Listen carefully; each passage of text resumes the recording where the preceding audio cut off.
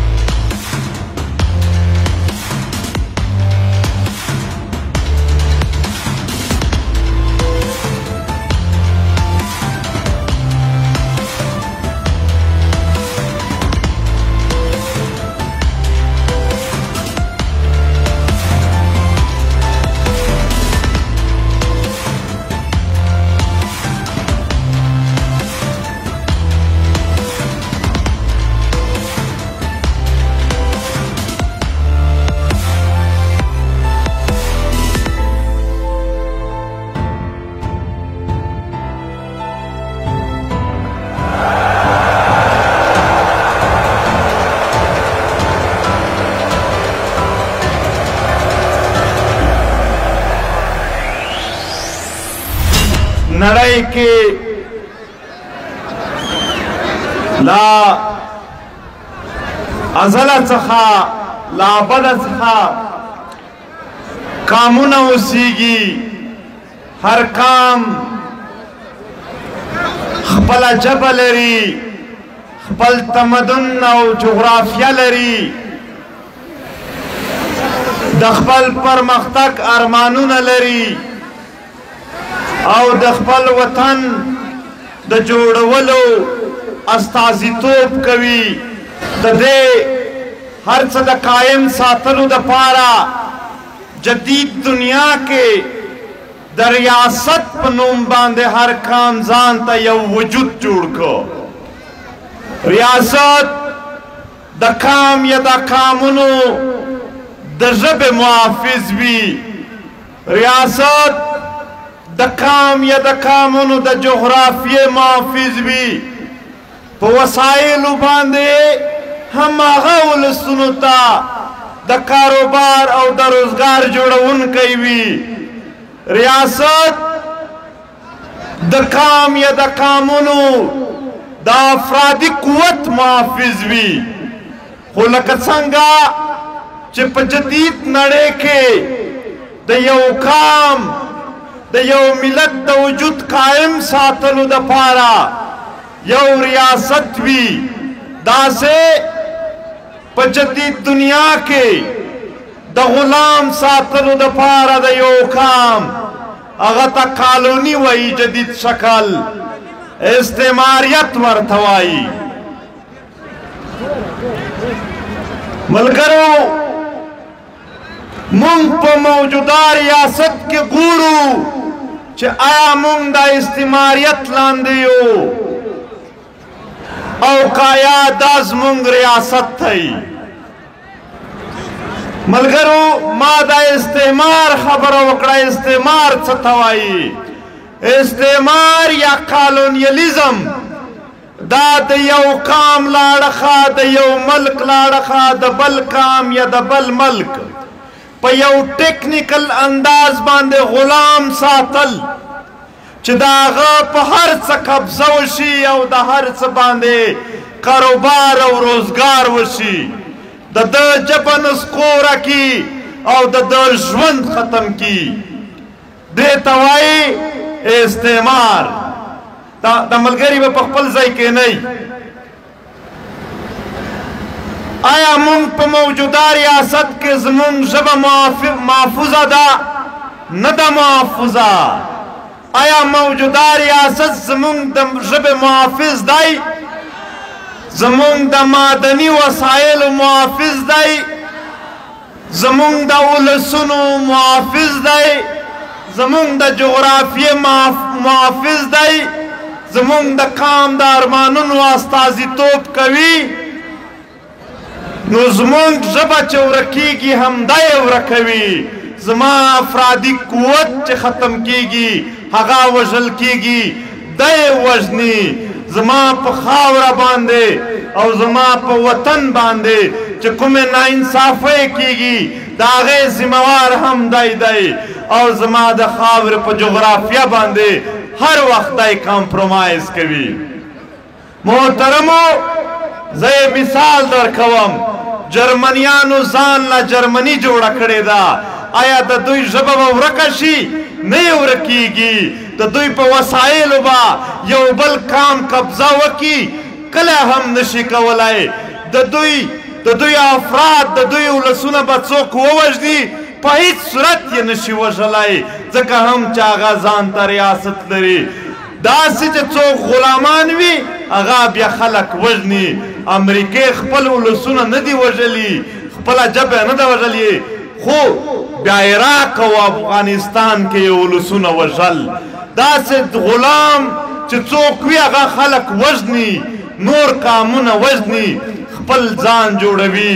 موجوده ریاست دا یو استعماري ریاست دی دا یو استعماري نظام دی په دې کې زمونږ وجود او د وجود هره برخه په ختمېدو ده زه تاسو ته د ډېر وخت مثالونه نه درکوم د لرې وطنونو مثالونه نه درکوم دلته په کویټه کې د عدالت په احاطه کې دننه چې په سلګونو دلته زمونږ وکیلان شهیدان شول آیا هغه ته انصاف ملاو شو په دې بوري ښار کې د ارمان نونی وینه تویه شوله آیا هغو ته انصاف ملاو شو محترمو شهید عثمان کاکړ تر نن ورځې پورې دغه ریاست انصاف ورنکړه عبیدالله خان کاسي په زنځیرونو کې تړلی ویډیو یې نن هم په پښتون قام قرض پرته ده چې هغه وایي چې دا د اف سی والا ما وژني پیسې ورکوي محترمو اسد خان اڅکزی په میاشتو ورک و او بیا یې صرف د ده مور او پلار او وروڼه او خویندې او قبیله ته صرف د ده یو داسې وجود مخته کېښودو چې هغه د کتلو نه و د خالق داد بابړ کیسه در یاده کوي مور یې نن هم هره ورځ 2 کیلومتره پیدل په یبلو پښو باندې د خپل زوی تر قبر پورې سفر کوي چې دغې استعماري قوتونو ووژلو او دغې استعماري قوتونو لا تر اوسه پورې په بوري کې یو ماشوم ځوان اسرار شهید ته هم انصاف ورنکړو محترمو دا ملک دا هیواد دا نظام دا مونږ ته د انصاف پر ځای د وهلو وال جوړ شوی دی ها البته چې دلته مونږ د انصاف دپاره احتجاج کوو بیا دی مونږ نسي بیا دی په مونږ FIR کوي دی زمونږ دپاره پوره دی خو البته زمونږ د انصاف دپاره نه دی دا ته استعماریت وایي محترمو ته دومره وسایل لرې ته د خپلې خاوره پښتون خاوره باندې څه نه دي موجود هر قسم وسایل پښتانه لري خو بیا هم مسایل لري افسوس خبره ده په دومره ډېرو وسایلو کې هم نن پښتانه او بل تلاس نیولې دي نن پښتانه ریاست ته وایي روډ راکا او یوه ګلی راته پخه کا و محترمه د زرګونو عربو ډالرو وطن مو دی راشه د دغې اختیار به وګټو په یو ځای بیا به چاته هم نه وي محتاجه چې یو روډ راکا یا یو ډنګه وویله راته وکړه د خپلې خاورې د اختیار خبره چې وکړو محترمو نن ستا وسایل لوټل کېږي دا د هرنایي دا د شارک دا د دوکۍ کویلې ټول کاروبار د کرنلانو په لاس کې دی ټول سیټ اپ یې د کرنلانو په لاس کې دی په ځای د دې چې د دغو د وسایلو په بنیاد دوی ته یو ښه ژوند جوړ شي د هغو ولسونو ژوند یې مشکل کړی دی نن هلته چیک پوسټونه دي نن هلته حالات خراب دی نن هلته خلک وژل کیږي دا ستا د سیکیورټي دپاره نه دی راغلی د چیک پوسټ ستا د سیکیورټي دپاره نه دی جوړ کړی کنې هغه د کویلې مزدوران به چا نه وی وژلي د چیک پوسټ د بتې اخیستلو دپاره چې په کویله باندې بتې واخلي د دې دپاره جوړ کړی دی محترمو نن ستا کویټه ښار د ډي ایچ اے په نامه باندې په زرګونو اکړه ځمکه نیولی شوی دی زه چې وایم چې استعمار معنا ده چې قامونو ته د دوی ژبه مه ورښیه د دوی په وسایلو دوی ته روزګار مه جوړوه د دوی په ځمکو قبضې وکړه د دوی په وسایلو قبضې وکړه د دوی په سیاست قبضه وکړه د دوی په اختیار قبضه وکړه دلته یو غلامي ده یو قبضه شوې ده زموږ په هر څه باندې او ټول اختیار د ده په لاس کې دی نن د خپلې خاورې د څه شي اختیار دا کام لري نن په دا خاوره هر وجود چې کوم دی ها د ده په لاس کې دی دا غرونه د نیولي دي غرونه خو زمونږ دي خو اختیار یې د دوی دی لارې زمونږ دي اختیار یې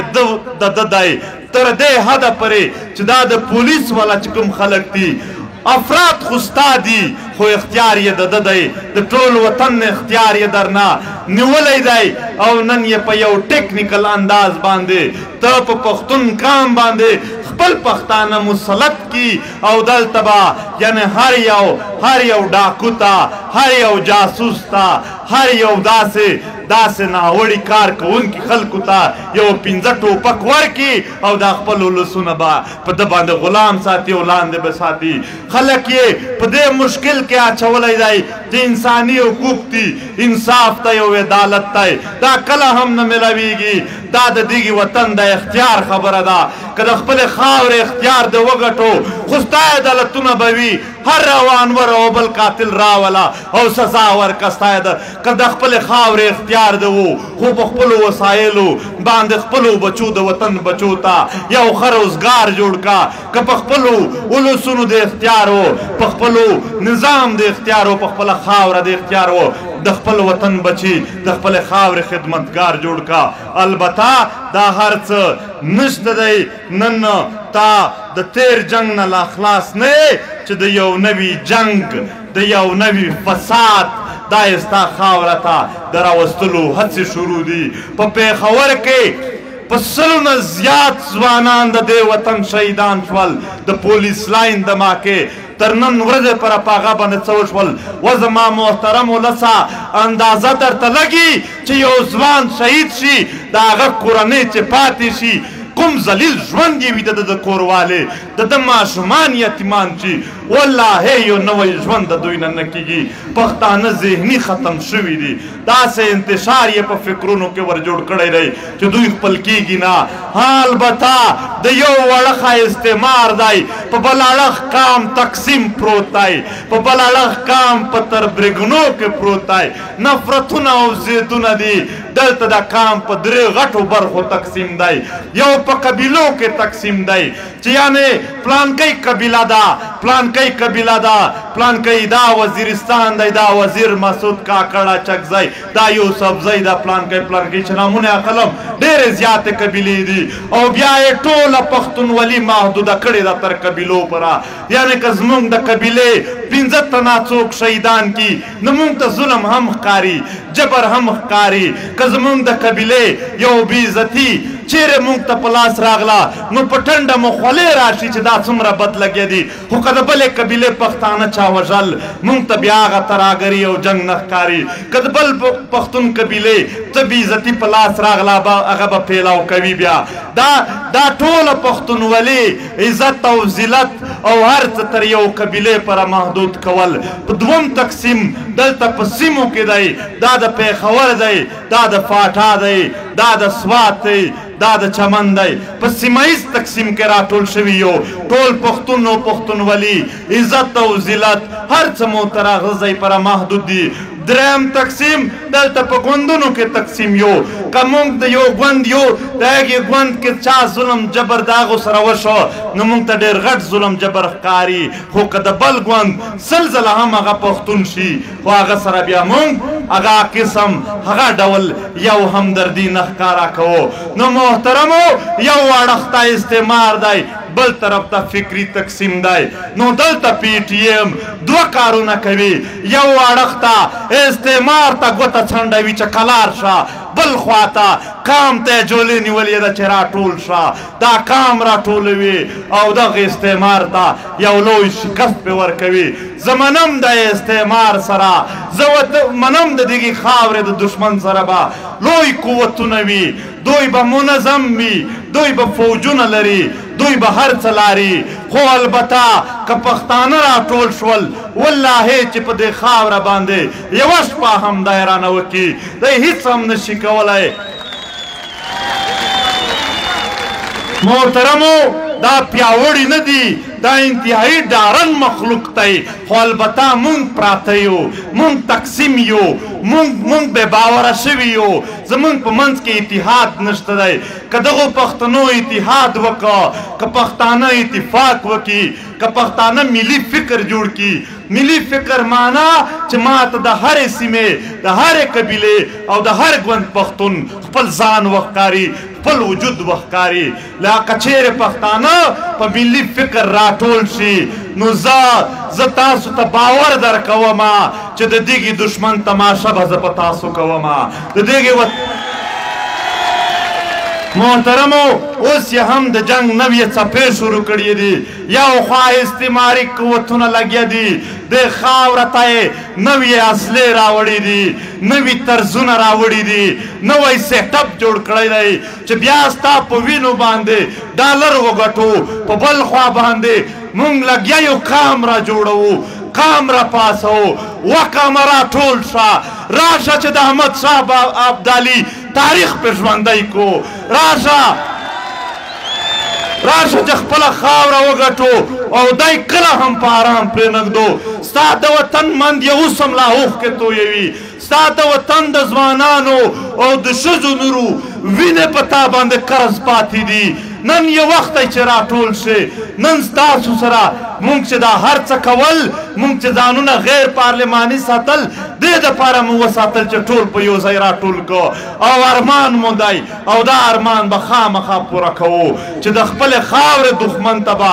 شکست ورکوو او داسې شکست به ورکوو چې په تاریخ کې بیا د پښتنو خاورو ته څوک وروهم نه ګوري نو د دې دپاره تیاري ده د دې دپاره ملي فکر جوړول دي دلته د پی ټي ایم ډېر ګڼ شمېر ملګري دي هغو ته وایو چې پی ټي ایم صرف د پی ټي ایم دپاره نه دی پی ټي ایم د ټول قام دپاره دی د هر وګړي هرې سیمې هرې قبیلې او هر چا دپاره دی تاسو به د ځان سوچ نه کوئ تاسو به د ټول ملت سوچ کوئ مونږ ته اکثر خلک وایي چې داسې طرز خپل کوي چې تاسو ځانونه بچ کوئ مونږ ورته چې کله هم نشي کېدلی چې مونږ خپل تنظیم یا ځانونه بچ کوو نه دا د وطن دپاره قربان دي چې په وطن باندې سخته ورځ راځي مونږ به کلک ودرېږو او په دې باندې که د طالب زړه چوي که د فوجي زړه چوي او که هره معامله ته هر ډګر ته رامخته کېده والله دا سرې ټوپې به په مخ کې ورته ولاړې وي مونږ هېڅکله هم په خپله خاوره نور د استعماریت ته تیار نه یو د غلامي ته تیار نه یو البته دا یو فکر دی چې مونږ غلامي ته تیار نه یو مونږ په دې خاوره یو خپلواک ژوند غواړو البته بیا هم وایم چې یو منصوبه هم پکار ده چې ته د خپل هدف پر ځان رسولی شي زه خپلو ټولو ملګرو ته یقیندني ورکوم چې پی ټي ایم یو مضبوط شیډول او منصوبه هم لري پی ټي ایم ته خپل طرز معلوم دی چې دغه طرز باندې به زه تر خپل مقصد پر ځان رسوم په دې کې د دغې کام ملګرتیا ضروري ده اکثر زه ورته وایم چې د دشمن سره به جاز وي د دشمن سره به ټانک وي د دشمن سره به منظم فوجونه وي د دشمن سره به هر قسم وسایل وي خو وادر وي زموږ سره هم پښتانه دي چې تر ټولو زورور دي نن د دګي دپاره چې د خپل کام راټول شي ډېرې سیمې اوس راټولې شوي دي خو څه سیمې لا اوس هم پاتې دي مونږ په هغې باندې خفه نه یو هغه به هم مونږ هلته ګرځو خپلو لسونه مو دي راټولوئ نږدې دي ورځې انشاءالله دښمن په غورځېدو دی دښمن د یو نوي جنګ کوششونه شروع کړي دي دا سټیج مې در سره نقشه دی دا سټیج به ګواهي ورکوي دی به په راتلونکي وختونو کې تاسو وینئ چې نسکور شو په پښتونخوا کې د پښتون په خاوره باندې د ده خپا وښویېدله چې یو ځل د ده پښې وښویېږي بیا به یې ګوره چې پښتانه څه ورسره کوي ځکه زه اکثر ورته وایم چې پښتانه راټولول ناممکن نه دي خو مشکل دي خو که یو ځل د راټول کړل بیا یې سنبالول ناممکن دي بیا به په هیڅ صورت باندې هم دوی څوک کمزوري نه کي دلته یو مورکۍ راغلی وه چې زمونږ دلته لږ څه ځای دی د اوسېدلو په بوري کې مونږ صرف د هغه حق غوښتلو زه یې هم دوه واره یعنې چګه به کړم وبې نیولم د دغې وطن مورجانې هم او چیټونه یې راکړي دي چې دلته ځوانان راغلي دي د خپلو ورکو پوښتنه کوي په هغه کې